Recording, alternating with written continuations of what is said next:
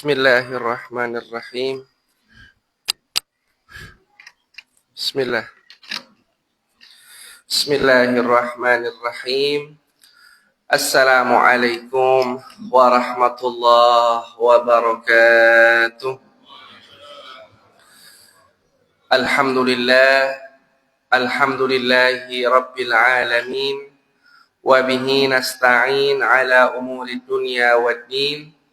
Wassalatu wassalamu ala ashrafil anbiya'i wal mursalin Sayyidina wa maulana Muhammadin wa ala alihi wa sahbihi ajma'in. Amma ba'd. Subhanaka la ilma lana illa ma 'allamtana innaka antal alimul hakim. Rabbi shrah li sadri wa yassir li amri wahlul 'uqdatam min lisani yafqahu qawli. Allahumma inna nas'aluka 'ilman nafi'a wa rizqan thayyiba wa 'amalan mutaqabbala.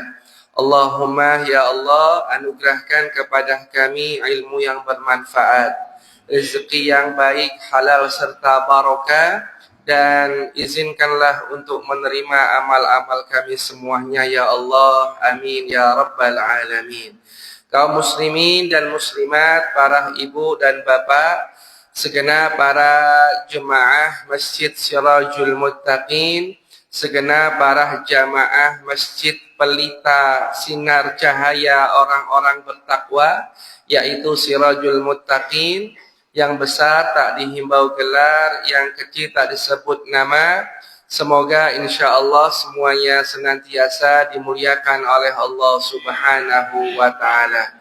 Alhamdulillah, bersyukur kepada Allah atas semua nikmat yang telah diberikan oleh Allah kepada kita. Termasuk diantaranya adalah nikmat dengan saat ini kita berada di 10 hari terakhir bulan Ramadan.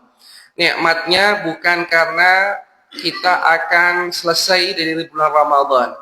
Nikmatnya bukan karena kita akan segera keluar, bukan. Tetapi nikmatnya adalah karena ketika kita diberi kesempatan oleh Allah untuk bisa memasuki 10 hari terakhir Ramadan, itu artinya kita masih diberi kesempatan oleh Allah juga untuk bisa meraih dan mendapatkan, yaitu malam Lailatul Qadar, yang potensinya sangat kuat terjadi dan turun di antara 10 hari terakhir ini.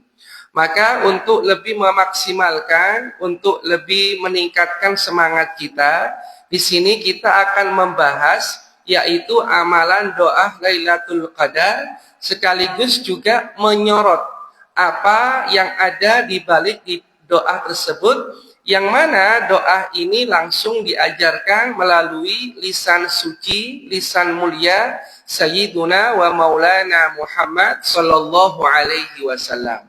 Jadi ceritanya ibu bapak, pada suatu hari salah seorang istri Nabi, As-Sayyidah Aisyah radhiyallahu anha wa ardhaha, yang sering dipanggil oleh Nabi dengan panggilan Ya Humaira, wahai yang kemerah-merahan, yang pipinya kemerah-merahan. Dan itu juga salah satu contoh bagaimana seorang suami itu menunjukkan sikap romantis, sikap mesra ya kepada istrinya dengan memberikan pujian. Ya Humaira, yang kemerah-merahan pipinya. As-Sayyidah Aisyah bertanya kepada sang suami, wahai Rasul, apa yang aku baca kalau aku menjumpai Lailatul Qadar? Lalu Rasulullah Shallallahu Alaihi Wasallam mengucapkan, Quli, katakanlah, Allahumma innaka afuun tuhibbul afwa fa'fu anni. Nah, ini versi riwayat yang pertama. Jadi versi riwayat yang pertama ini, Allahumma innaka afuun tuhibbul afwa fa'fu anni.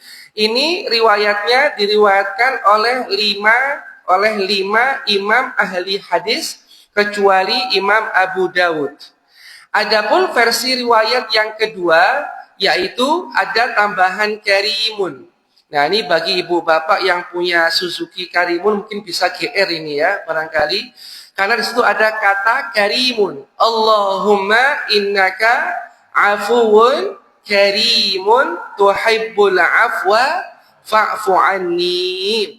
Yang kalau misalnya dibaca bersama-sama, tinggal diubah sedikit kata gantinya, yaitu dari fa'fu anni menjadi fa'fu anna.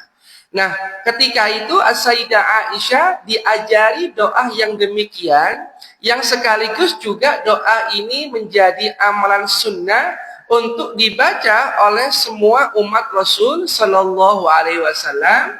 Bahkan tidak hanya di 10 hari terakhir Ramadan, doa ini boleh dibaca kapan saja, meski itu sejak awal dari bulan Ramadan seperti sekarang ini. Ada 3 hal yang akan kita sorot, yang akan kita coba bahas dari kalimat doa ini melalui 3 penggalan kalimat. Dari satu doa ini kita akan memenggal menjadi 3 penggalan kalimat, karena insya Allah ketiganya ini itu akan semakin melejitkan ya semangat kita atau kemauan kita untuk berburu dari kemuliaan 1000 bulan atau kemuliaan yang lebih mulia dari 1000 bulan, yaitu Lailatul Qadar. Yang pertama, ibu bapak, ketika kita membaca doa Lailatul Qadar, di situ penggalan kalimat yang pertama adalah Rasulullah memilih menggunakan diksi Allahumma innaka afuwun. Allahumma innaka, ya Allah, sungguh engkau afuun, maha pemaaf. Nabi menggunakan diksi atau bertawassul di dalam doanya dengan menggunakan salah satu nama Allah yang mulia, seperti tertera dalam Asmaul Husna, yang kita juga diperintahkan untuk bertawassul di dalam doa kita melewat Asmaul Husna tersebut. Walillahil asmaul husna fad'uhu biha. Berdoalah kalian kepada Allah dengan sifat-sifat yang dimiliki Allah yang maha mulia. Di antara sifat mulia Allah dalam Asmaul Husna adalah afuun, yaitu Allah yang maha pemaaf. Nabi mengawali doa Lailatul Qadar, Allahumma innaka afuun, ya Allah, sesungguhnya engkau maha pemaaf. Pertanyaannya adalah, mengapa Rasulullah Shallallahu Alaihi Wasallam itu menggunakan kata afuun, tidak menggunakan kata ghafurun? Padahal kalau kita membaca dari Al-Quran misalnya, seperti tadi dikutip dalam doa oleh imam, yaitu Rabbana zalamna anfusana wa illam taghfir lana. Ada kata taghfir. Apabila engkau tidak mengampuni kami, Allah itu maha pengampun, ghafur. Begitu juga, padahal Nabi dalam banyak kesempatan itu seringkali mengajarkan doa dengan menggunakan sifat mulia ghafurnya Allah, sifat ghafarnya Allah Ta'ala. Seperti apa? Seperti misalnya ketika kita duduk di antara 2 sujud, ya, kita berdoa Rabbil firli, ya, bukan Rabbi'fu anni, ya, ya Allah, ya Tuhan, maafkanlah aku. Tapi Rasul menggunakan Rabbil firli. Kemudian ketika selesai tahiyat akhir sebelum salam, itu pernah diriwayatkan dalam satu riwayat, sahabat Abu Bakar As-Siddiq radhiyallahu an bertanya kepada Nabi, wahai Rasul, apa yang aku baca di dalam tahiyat itu? Maka setelah Nabi mendapatkan pertanyaan, Nabi menjawab, bacalah setelah tahiyat, Allahumma inna atau Allahumma inni zalamtu nafsi zulman kathira atau zulman kabira faghfirli maghfiratan min indik. warhamni innaka antal ghafurur rahim. Nabi menggunakan kata ghafur untuk memohon ampun kepada Allah. Nabi bukan wa illam taghfirli menggunakan wa illam ta'fu anni, tidak. Tapi khusus dalam konteks Lailatul Qadar, Nabi menggunakan sifatnya Allah yaitu afuun. Maka jawabannya adalah antara dua sifat mulia Allah, afuun dan ghafur, itu punya perbedaan yang cukup signifikan, Ibu Bapak. Perbedaannya adalah ketika seseorang berdoa dengan sifat mulia afuunnya Allah ini, maka seorang hamba itu tidak saja diampuni dosa-dosanya, dimaafkan kesalahannya oleh Allah, tapi juga dihapus dari catatan amal. Seakan-akan dia tidak pernah melakukannya. Ini para jamaah. Nah, kalau perbedaannya dengan ghafur, hanya satu perbedaannya. Insya Allah dosanya diampuni, kesalahannya dimaafkan, tapi masih tercatat dalam buku catatan amal bahwa dia pernah melakukan apa yang sudah dia lakukan. Nah, niki nggih, dong nggih, insyaallah. Niki jadi Ibu Bapak, inilah yang menarik ya. Ini keistimewaan yang jarang sekali Nabi Muhammad ajarkan ya dalam hal kita memohon ampun kepada Allah. Ini diantaranya adalah dalam doa Lailatul Qadar. Nabi itu merayu Allah, gitu ya, merayu Tuhan gitu ya, dengan menggunakan sifat mulianya Allah yaitu afuun, yang dengan sifat mulia ini ketika seseorang berdoa dengan sifat mulia Allah ini, maka insya Allah dosanya, kesalahannya, kekhilafannya diampuni oleh Allah, sekaligus juga dia akan dihapus dari catatan buku amalnya, seakan-akan tak pernah melakukannya sama sekali. Nah, para jamaah rahimakumullah, nah niki ini apa namanya?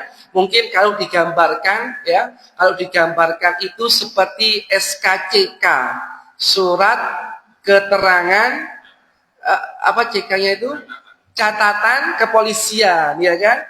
Pernah nggak jenengan ngurus SKCK? Pernah ya, hampir semuanya pernah.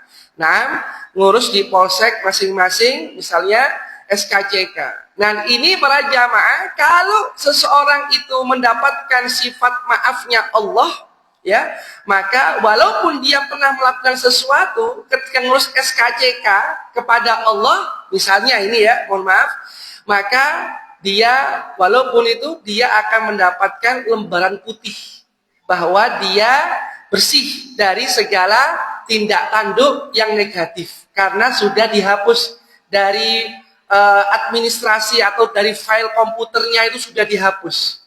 Tapi kalau seseorang hanya baru mendapatkan maghfirahnya Allah, dosanya diampuni. Allah Maha Pengampun, ya. Tetapi masih tercatat. Sehingga ketika ngurus SKCK untuk kalau caleg itu perlu SKCK enggak ya? Enggak ya? Nyalek. Boten. Nyalek boten SKCK apa boten? Butuh enggak? Enggak ya?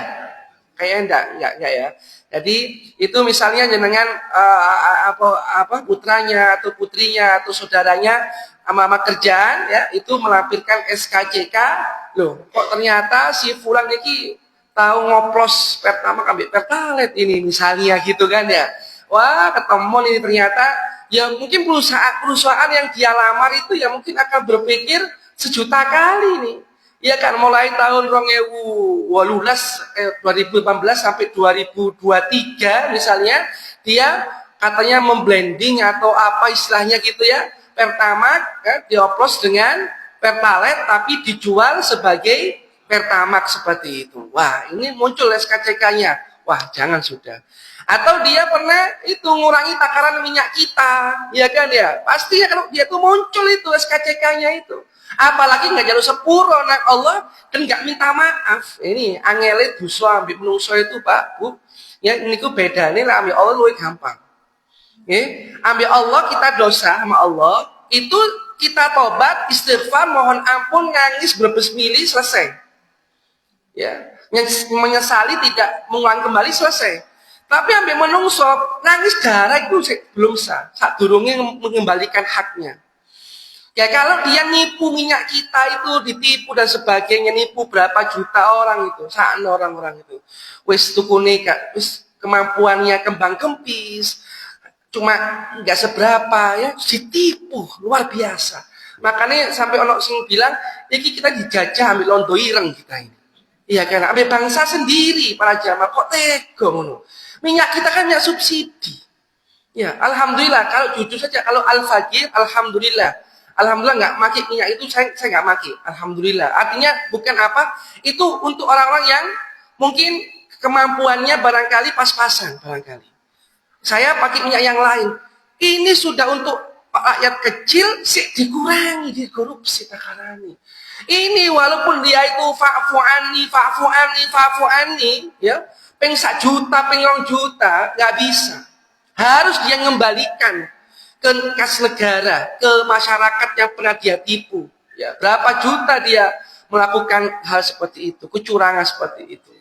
Nah, jadi ibu bapak, ini bedanya kita berdoa dengan sifat mulia Allah, fa'fu anni, ya, afuun ya Allah, dengan maghfurnya Allah subhanahu wa ta'ala.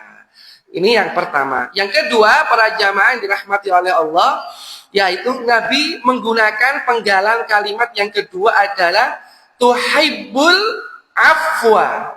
Engkau menyukai sifat pemaaf, ya. Engkau menyukai sifat pemaaf. Nah, ibu bapak, di dalam Al-Quran itu ada banyak ayat-ayat yang di dalamnya menyinggung tentang kelompok-kelompok, grup-grup, komunitas-komunitas yang dicintai oleh Allah. Menggunakan kata yuhibbu, ya, atau pecahannya seperti innallaha yuhibbut tawwabina wa yuhibbul mutatahhirin. Qul in kuntum tuhibbunallaha fattabi'uni yuhibbukumullah wa yaghfir lakum dzunubakum. Dan masih banyak ayat-ayat dalam Al-Quran yang menunjukkan satu kelompok, satu grup komunitas yang dicintai oleh Allah Ta'ala. Nabi Muhammad Sallallahu Alaihi Wasallam secara langsung menunjuk bahwa Allah, engkau adalah zat yang menyukai sifat pemaaf. Artinya apa, ibu bapak?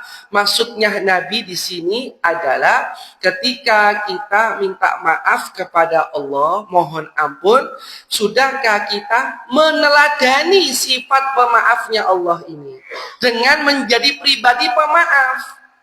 Atau sebaliknya, kita tanda kutip kowar-kowar minta dimaafkan oleh Allah, sementara kesalahan hamba Allah, kesalahan sesama kita enggan untuk memaafkannya. Ya. Padahal kita terus minta maaf kepada Allah. Ya, ya Allah, dengan sifat maafmu, maafkanlah aku. Tapi kemudian Allah bertanya kepada diri kita, wahai hamba, kenapa engkau tidak maafkan dia? Kamu minta maaf kepada aku, ya, oke, insya Allah aku maafkan. Tapi engkau insya Allah, aku maafkan engkau. Ya, tapi kenapa engkau tidak memaafkan kesalahannya si fulan? Itu kita beralasan A, B, C dan sebagainya, memelihara dendam, memelihara kebencian dalam diri kita. Yang ini justru merugikan kita sendiri. Ketika kita tidak mau memaafkan, ya, maka pasti akan muncul di dalam hati kita itu kemana-mana kebencian, kedongkolan, dendam kesumat, lantaran ketidakmampuan atau ketidakmauan kita untuk memaafkan kesalahan orang-orang yang kita anggap pernah berbuat salah kepada kita. Kita yang justru rugi, para jamaah. Saya pernah membaca satu artikel, ya, di situ disebutkan ada seorang psikolog atau semacam psikiater gitu di Amerika Serikat membangun sebuah klinik gangguan mental. Dengan metodenya, yaitu metode setiap pasien itu harus melepaskan dendam. Harus melepaskan kebencian dengan cara apa? Ya apa cara ini? Kamu harus memaafkan siapapun. Selama kamu sadar sampai sekarang ini, siapa yang pernah kamu anggap berbuat salah kepada dirimu dan belum kamu maafkan, maka kamu akan diajari ya cara bagaimana metode sehingga dia tuh mau memaafkan. Nah, suatu hari si pendiri klinik gangguan jiwa ini, ibu bapak ya, ternyata orang yang dendam itu termasuk dalam kategori gangguan kejiwaan ya. Jadi jangan kemudian dianggap gangguan jiwa itu gendeng koyo yo apa bajunya harus dalam keadaan yang radikal gitu ya, kenapa enggak? Jadi gangguan jiwa itu macam-macam levelnya, tidak harus tampak seperti yang kita pahami selama ini, enggak. Gangguan jiwa itu mulai dari yang kecil-kecil, suka ngomong dewe, misalnya di jeding, ya kan ya, atau guyu-guyu dewe sampai HP-an, ini mungkin juga gangguan jiwa juga barangkali. Hakala, ya akhirnya dia ditanya, wahai Pak, Anda ini kok unik, belum pernah didapati klinik gangguan jiwa dengan metode seperti ini. Maka dia menjawab, dia itu melakukan penelitian. Di antara sebab mengapa orang itu ya masuk dalam ODGJ, orang dengan gangguan jiwa ya. Sekali lagi, gangguan jiwa itu bukan berarti harus yang dalam bentuk radikal ya, tapi juga bisa dalam bentuk yang sekecil apapun itu. Orang itu banyak mengalami gangguan kejiwaan, saya meneliti itu di antara sebab utamanya, kata si pendiri klinik ini, karena ketidakmauan, keengganan yang bersangkutan untuk memaafkan kesalahan. Dan ini para jamaah, jadi ojo ngenteni rioyo. Saiki bismillah. Ya, seperti ceritanya sahabat Nabi yang mana ya pada suatu hari Nabi Shallallahu Alaihi Wasallam sedang duduk seperti ini. Kemudian Nabi mengatakan, tak lama lagi akan datang calon penghuni surga. Insya Allah panjenengan sudah sering dengar ini, ya seperti itu, sudah sering mendengar kisahnya ini atau riwayat ini. Maka datang itu orang ke Masjid Nabawi, ya sholat sunnah 2 rakaat, kemudian sambil nenteng sandalnya itu lalu duduk di situ. Kemudian hari kedua juga sama, hari ketiga juga sama, dan orang yang sama pula yang datang. Sahabat Nabi yang bernama Abdullah bin Amr radhiyallahu anhu itu penasaran. Maka dia kemudian datang kepada si calon penghuni surga itu, lalu pura-pura bertamu gitu ya selama 3 hari. Ya, minta bertamu selama 3 hari. Ya, itu memang haknya seorang tamu itu maksimal 3 hari menginap di rumah orang yang dia minta izin untuk bertamu. Dia menginap di sana para jamaah untuk menyelidiki apa amalannya. Setelah 3 hari, ternyata kesimpulannya amalannya itu asaib saja. Biasa-biasa saja. Ya. Bahkan di hari 3 hari ini, ya itu tidak sholat malam.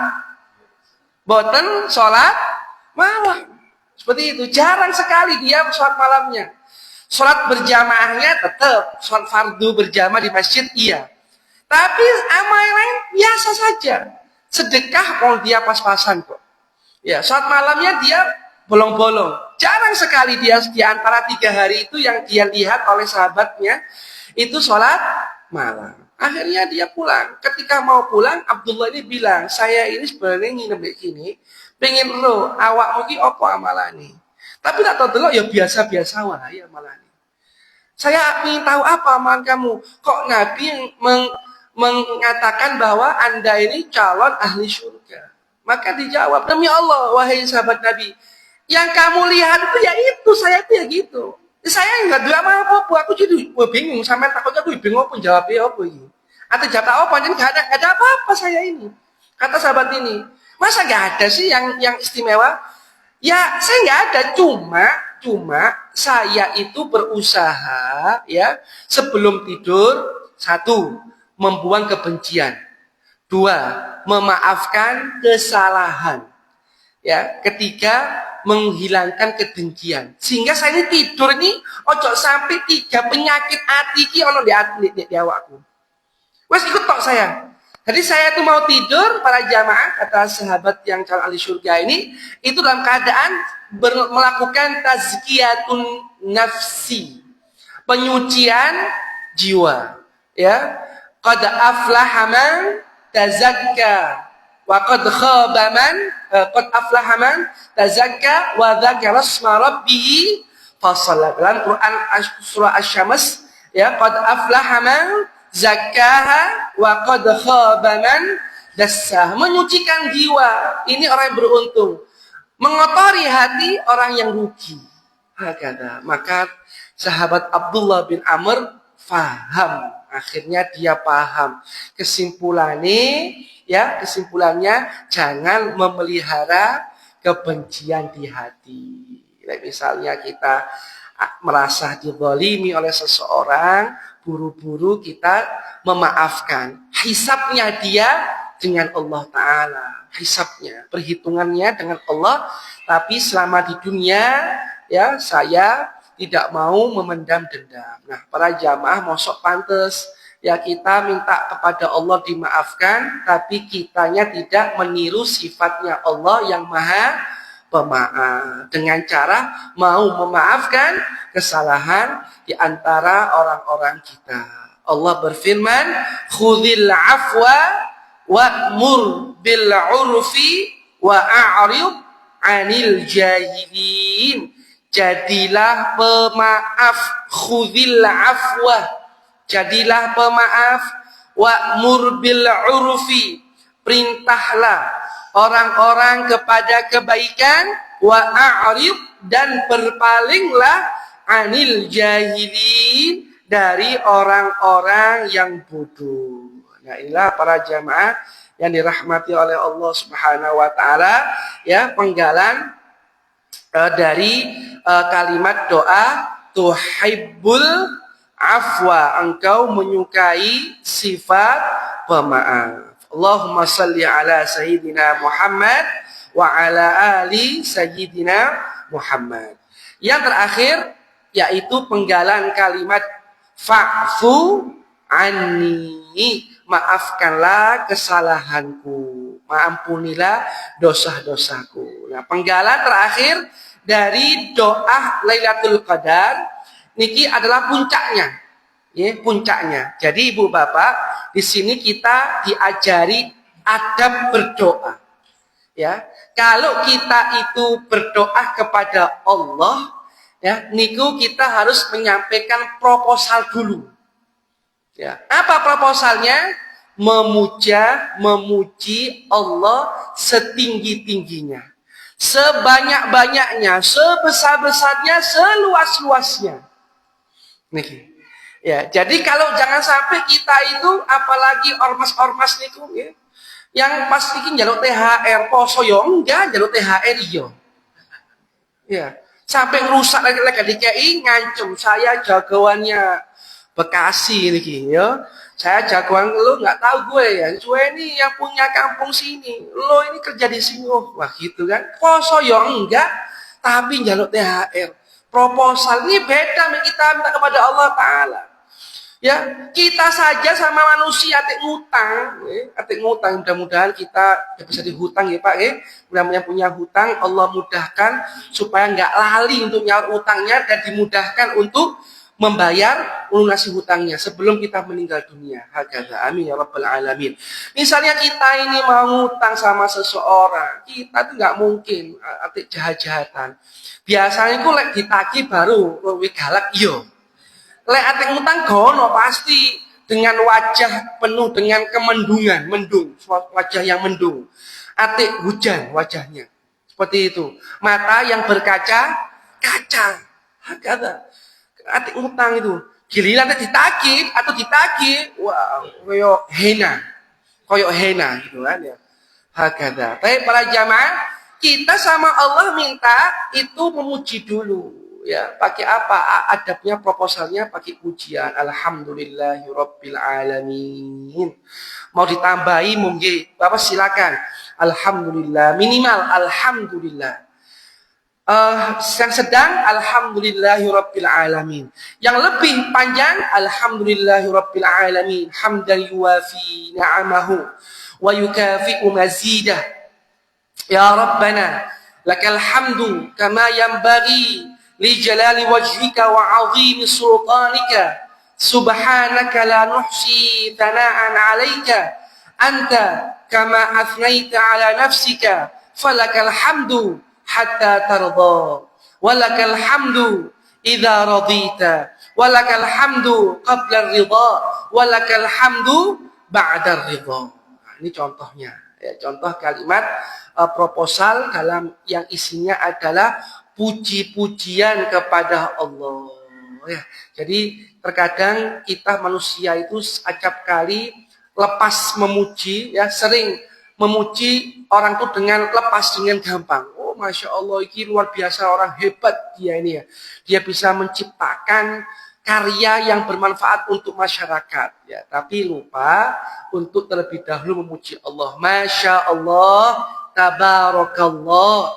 Baru dia memuji makhluk, nggak apa-apa ya. Tapi kita sanjungkan dulu pujian, karena kalau dia bukan karena rahmatnya Allah nggak bisa ya. Bukan karena rahmatnya Allah nggak bisa. Merdeka ini juga karena rahmatnya Allah Ta'ala. Masya Allah, tabarakallah, alhamdulillah ya Allah. Berkat kekuatan yang kau berikan kepada para pahlawan, para mujahid. Dengan rahmatmu itu semua ya Allah. Lompatan inovasi yang dilakukan oleh sesama kita. Nah dalam konteks doa ini, Nabi Muhammad terlebih dulu mengajukan proposal dengan memuji Allah. Allahumma. 2 kali innaka afuun. 1 kan? Tuhibbul afwa. 2 baru kemudian fa'fu anni. Maafkanlah kesalahanku, dan sekaligus seolah-olah ya, doa ini seolah-olah fa'fu anni, maafkanlah kesalahanku, sekaligus hapuslah catatannya dari buku catatan amalku. Seperti itu. Nah, Ibu Bapak rahimakumullah, jadi inilah doa yang mengandung sikap merendahkan diri sebagai hamba yang menyadari betapa diri kita ini penuh dengan tingkah laku yang buruk. Insya Allah lewat doa Lailatul Qadar ya, kita bisa menyadari betapa kita ini tidak berdaya, kita ini lemah di hadapan Allah yang Maha Kuasa. Silakan Ibu Bapak minta doa, di dalam doanya itu minta hajat-hajat duniawiyah. Monggo, silakan. Minta keselamatan, minta apalagi misalnya kesehatan, minta kelancaran di dalam melaksanakan arus mudik. Ada yang mau mudik ini insya Allah? Ada yang banyak mudik insya Allah ya. Minta silakan ya. Tapi jangan sampai lupa untuk terlebih dahulu minta ampun kepada Allah ya, sehingga dosa kita itu ketika kita mudik misalnya, dosa kita dengan Allah dimaafkan olehnya dan juga dihapus dari buku catatan amal kita. Jadi para jamaah, ampunan Allah, ridhonya Allah itu jauh lebih utama sebelum kita meminta hajat-hajat lainnya. Kalau Allah mengampuni kita, Allah ridha kepada kita, kita akan mendapatkan kebaikan di tiap langkah, baik saat di dunia, lebih-lebih ketika kelak kita telah sampai di alam akhirat. Amin ya rabbal alamin. Maka dari itu para jamaah, di 10 malam terakhir Ramadan, seperti tadi malam kan, malam ke-23, apa di sini juga ada Qiyamul Lail di sini? Ada ya di sini. Nah, di 10 malam terakhir Ramadan, ayo kita memperbanyak doa ini ya. Allahumma innaka afuun, mau karim boleh, karimun tuhibbul afwa fa'fu anna ya, dengan harapan kita diampuni oleh Allah yang dengan kita membacanya secara tulus dari lubuk hati terdalam, insya Allah tumpukan dosa kita dan banyaknya kelalaian yang kita lakukan, insya Allah dengan izin Allah dengan sifat pemaafnya Allah, semuanya terhapus seakan-akan tak pernah ada dalam kehidupan kita. Kita angkat ya, kita angkat nanti kedua telapak tangan kita ya, sembari kita misalnya di hadapan Allah seorang diri kita menangis, ya betul-betul kita meminta maaf kepada Allah. Sekaligus juga mendoakan saudara kita yang dizalimi. Ya, bukan hanya kita memaafkan orang yang pernah menzalimi kita, kita juga minta maaf kepada Allah karena kita nggak bisa berbuat apa-apa untuk membantu saudara kita yang dizalimi. Di Nablus, di Jenin, itu kota-kota di tepi barat ya, di Gaza utamanya yang sampai ya, yang sejak hari Rabu atau hari Selasa pekan lalu itu ketika agresi Israel laknatullah alaihim itu dilakukan kembali, itu sudah membuat 600 lebih ya saudara kita itu wafat, itu gugur ya di Gaza. Kita minta maaf kepada Allah karena kita nggak bisa berbuat apa-apa. Ya, kita hanya sebatas mungkin bantuan, ya, bantuan harta, bantuan doa. Kita juga minta maaf, mengakui bahwa ya Allah, maafkanlah aku ini yang belum bisa membantu maksimal saudaraku di Gaza, ya, dibantai oleh mereka orang-orang kafir, orang-orang Israel itu ya Allah. Hakata ya, lebih-lebih ya orang-orang Arab di tetangganya itu yang diam semuanya itu juga harus lebih banyak ya, terutama orang-orang Arab sebagai yang duduk di pemerintahan ya. Saya yakin kalau penduduknya, rakyatnya itu diminta kesanggupannya, itu sudah siap mereka. Tapi karena pemerintahan yang entah karena takut dengan siapa gitu, sehingga kemudian mereka tidak mau membantu tetangganya sendiri, bahkan sesama bangsanya sih, bangsa Arab sendiri, seperti itu. Kita minta maaf kepada Allah karena kita nggak bisa berbuat apa-apa untuk mereka. Tapi para jamaah dirahmati oleh Allah Ta'ala, ya inilah yang bisa Al-Faqir sampaikan pada kesempatan yang berbahagia ini. Ya, mudah-mudahan insya Allah menjadi ilmu yang berkah dan manfaat untuk kita semuanya. Amin ya rabbal alamin. Mungkin ada sesi tanya jawabnya atau bagaimana? Oke, monggo.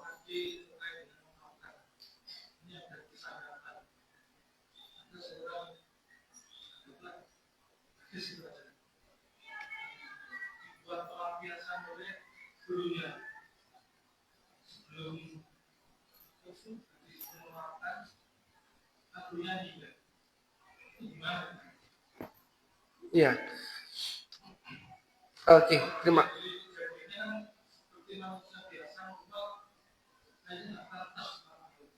Iya.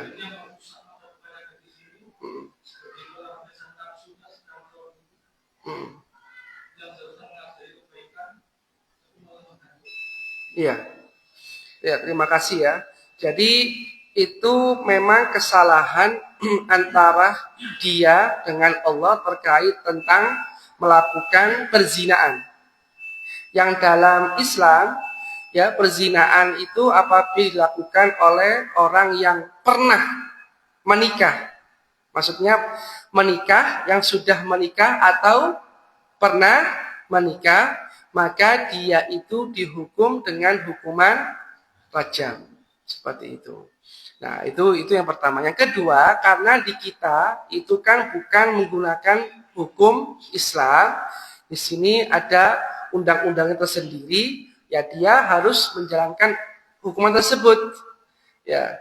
Nah, apabila dia sudah meninggal dunia, maka hisabnya atau siapapun yang sudah meninggal dunia itu hisabnya ya, itu perhitungannya kita serahkan kepada Allah Ta'ala.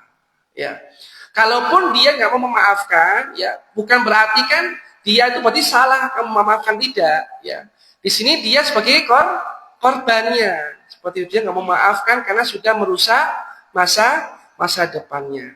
Ya, nah, tapi para jamaah memaafkan itu kan bukan berarti melupakan kejadian tersebut. Dia memaafkan itu dengan apa? Dengan cara dia memaafkan untuk kemudian menjadi pelajaran kepada orang-orang di sekitarnya, teman-temannya, kawan-kawannya, atau yang seangkatan, agar kejadian yang sama tidak sampai terulang kembali di masa-masa selanjutnya. Jadi kalau dia sudah mati, para jamaah, hisabnya itu diserahkan kepada Allah. Ada satu contoh, ya. Ini contohnya apa? Di Suriah, ya, ayahnya si Bashar, Hafid al-Assad itu kan luar biasa bengisnya itu. Bangun penjara Setnaya namanya. Bangun juga tempat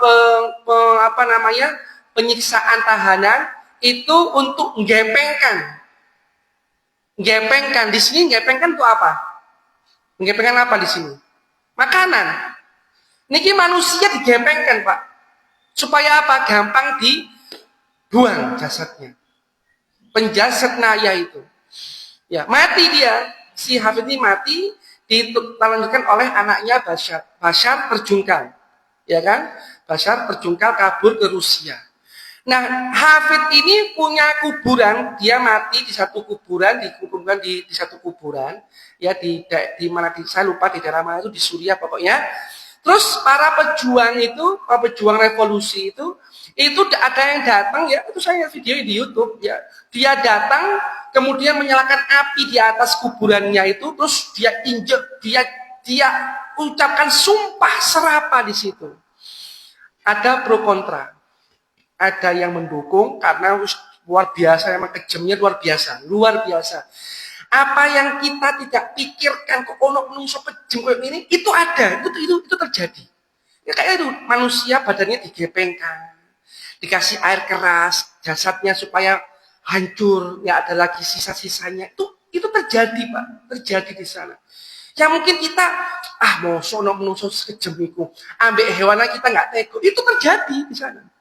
Tapi apakah boleh? Nah, di sini kalau kita ikut para ulama, ya nggak boleh seperti itu.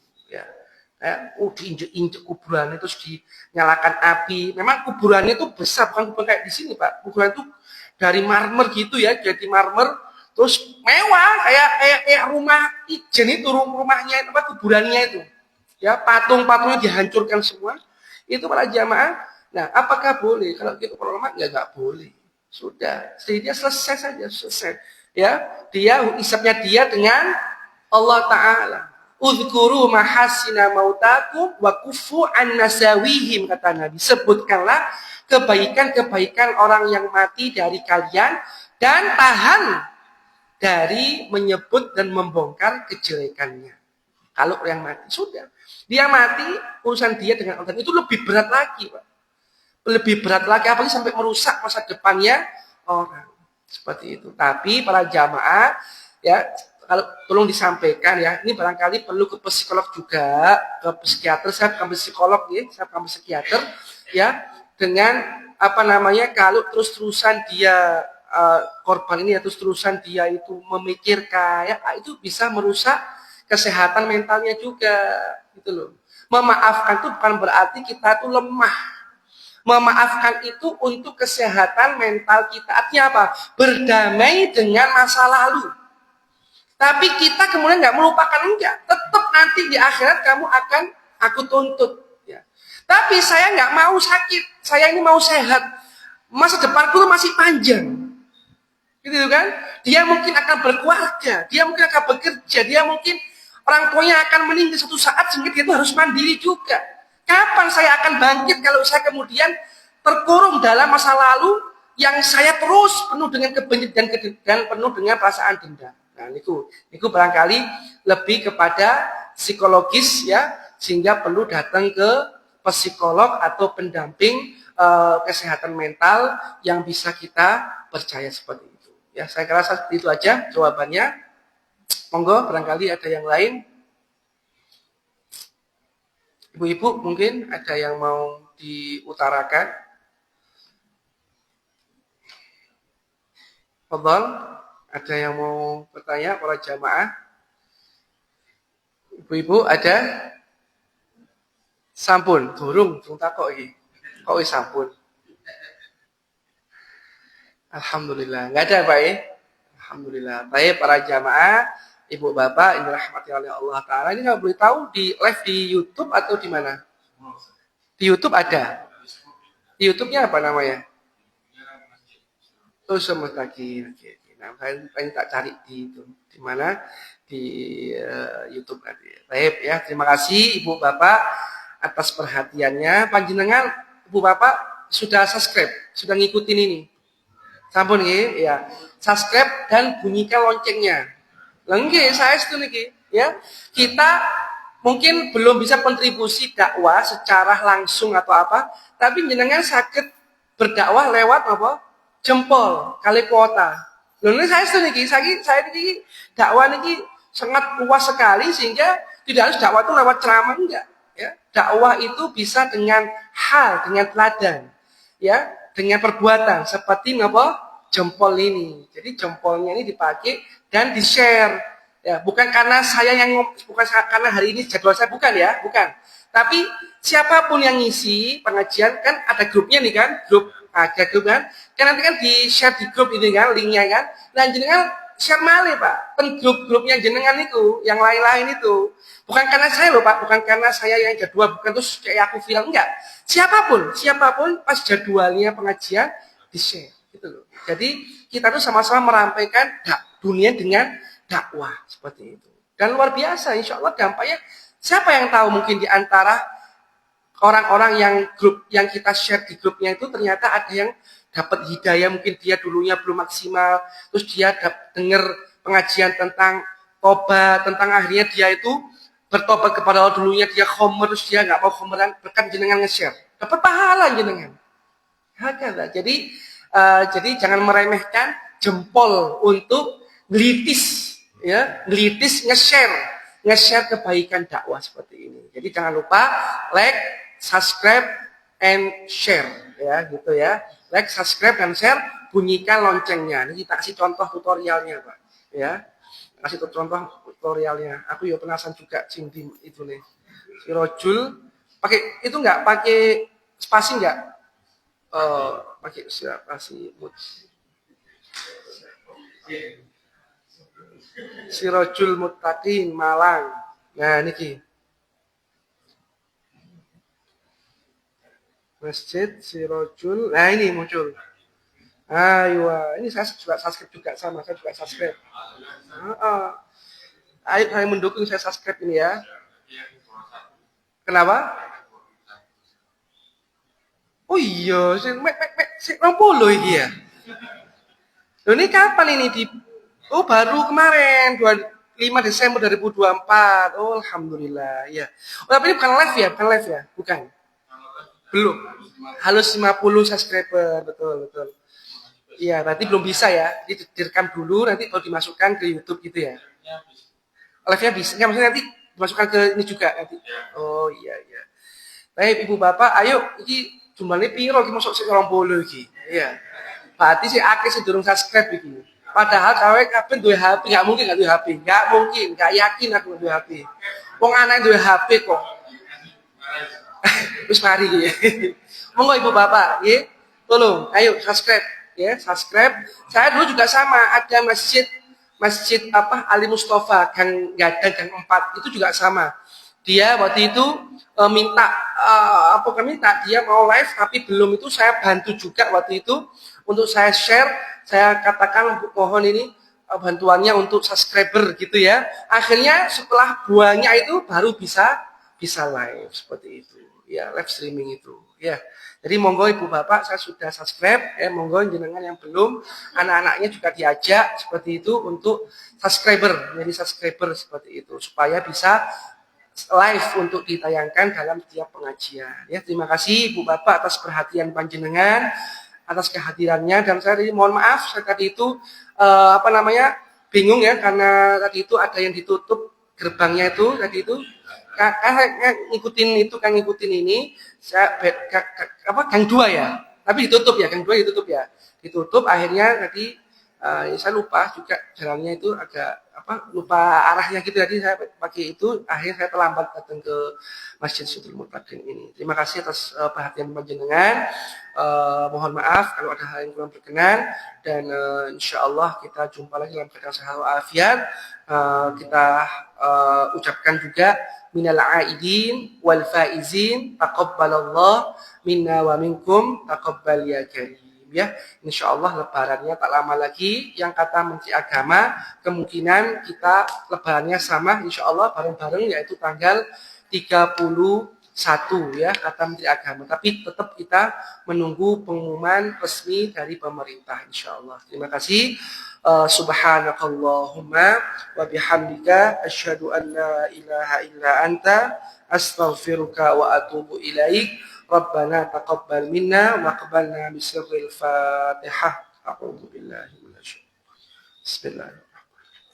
Alhamdulillahi rabbil alamin. Arrahmanir rahim. Maliki yaumiddin. Iyyaka na'budu wa iyyaka nasta'in. Ihdinas siratal mustaqim. Siratal ladzina an'amta 'alaihim ghairil maghdubi 'alaihim waladdallin. Amin. Wallahu a'lam bissawab. Wassalamu alaikum warahmatullahi wabarakatuh.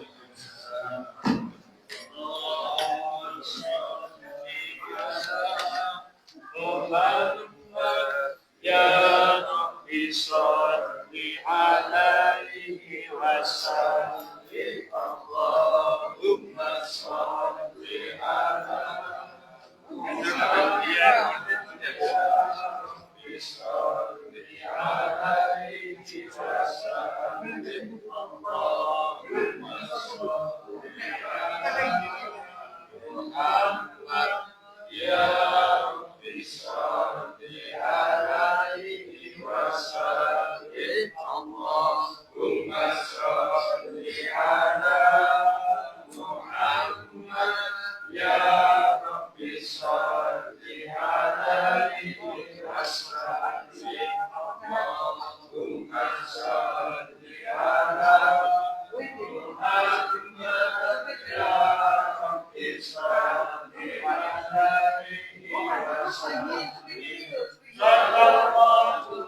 Muhammad. Ya Rabbi sholli alaihi wasallim.